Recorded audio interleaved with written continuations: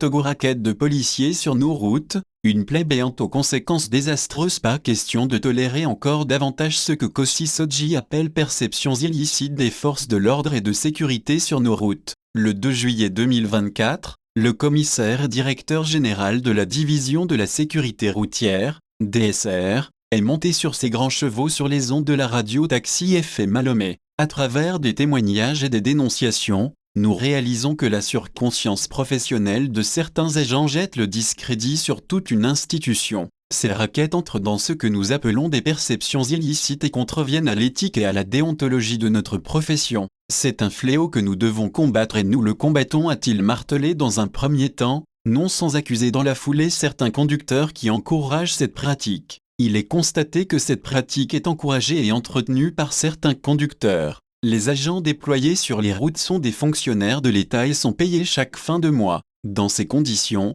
on ne devrait rien leur donner sur les routes. Les conducteurs doivent aussi prendre leurs responsabilités. Sortie on ne peut plus louable, mais le directeur général de la DSR n'apprend quasiment rien aux Togolais, attendu que le racket au Togo est un secret de polichinelle. Si l'entendre l'admettre urbi et orbi sur les ondes peut être rassurant, cette sortie n'aura pour effet de dissuader ces agents plus qu'indélicats de continuer de se livrer à leurs bas instincts. Autrement dit, elle ne réglera pas de sitôt un vice si bien ancré dans les habitudes qu'il faudra sortir l'artillerie lourde pour l'éradiquer pour de bon. L'autre vrai problème que Kossi Sodji feint d'ignorer, c'est le harcèlement au quotidien des usagers par les agents de la division dont il a les rênes. Le contrôle des pièces du véhicule n'est de fait qu'un prétexte pour racketter les propriétaires d'engins en règle. Aucun propriétaire de véhicule non à jour ne saurait circuler sans risquer d'être alpagué par des agents de DSR en faction sur nos voies tous les jours que Dieu fait. L'extorsion au Togo, la haute corruption des forces de l'ordre,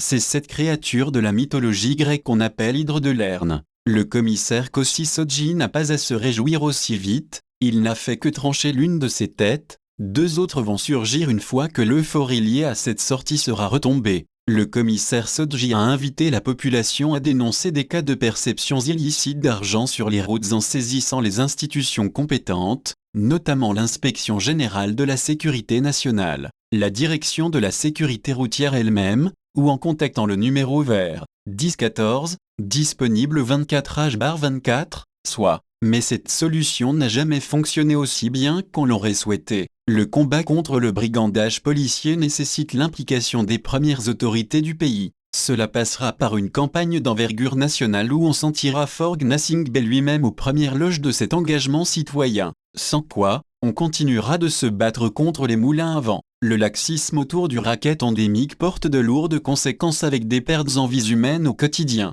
Les accidents de la circulation sont légion sur nos routes. Surcharge, conduite en état d'ébriété, défaut de frein, d'assurance, de permis sont entre autres causes avancées. Pourtant, ces engins sont harcelés au quotidien par les agents de la DSR et consorts sur nos routes. À y regarder de près, le contrôle des pièces est juste un prétexte pour racketter, sinon aucun véhicule non à jour ne peut être en circulation vu le nombre d'agents de DSR en faction sur nos voies tous les jours. La réaction du directeur général de la DSR est légitime mais ne règle pas le problème. Il existe une complicité sur toute la ligne. La fermeté avec laquelle Talon a mis fin aux rackets au Bénin manque au Togo où on fait le lit à la corruption et à l'impunité. Le cas du Bénin sous Patrice Talon est un bel exemple. Tous les policiers ou corps habillés indélicats sont traqués au point où le phénomène est bien sur le point d'être éradiqué. Tout est question de volonté politique. Sodoli Koudoagbo.